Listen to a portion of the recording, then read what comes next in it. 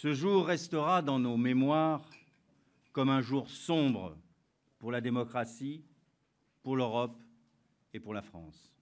Un jour sombre, un signal grave, un séisme.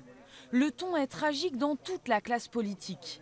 Pour la majorité, le score du Front National résonne comme une sentence. La politique du gouvernement et l'austérité sont sanctionnées, bien sûr, mais le vote contestataire n'explique pas à lui seul le résultat historique du FN.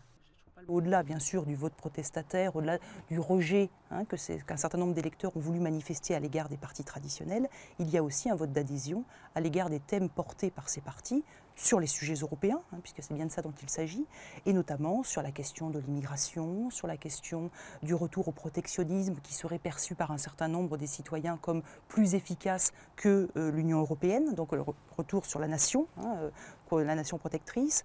Au lendemain du vote, le parti de Marine Le Pen fait parler de lui dans toute l'Europe. Les formations d'extrême droite ont pourtant enregistré des records dans d'autres pays. Au Danemark et au Royaume-Uni, elles sont aussi arrivées en tête. En Autriche et en Hongrie, ces partis sont en deuxième position. Les europhobes élargissent leur place au Parlement avec près de 150 députés. Ils sont loin d'être unis, mais la présidente du FN espère trouver des terrains d'entente. Vous savez, on peut très bien avoir des intérêts communs, évidemment. Maîtriser l'immigration, je pense que c'est un intérêt commun à l'ensemble des nations européennes. Alors il y en a évidemment qui sont plus sensibles que d'autres, ceux qui sont évidemment les plus attractifs pour l'immigration, mais il n'en demeure pas moins qu'on peut parfaitement tomber d'accord.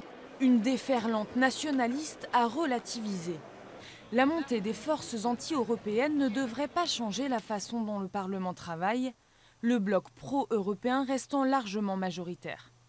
Il ne faut pas en conclure un raz-de-marée de ces partis, mais par contre, effectivement, considérer que désormais, ils font partie du paysage politique européen, qu'ils sont très certainement voués à durer dans l'hémicycle européen. Au niveau national aussi, l'impact reste limité en termes de sièges. 24 eurodéputés frontistes sur 74. Mais dimanche soir, le FN, arrivé en tête dans 71 départements, a pu se vanter d'être le premier parti de France pour la première fois depuis sa création en 1972.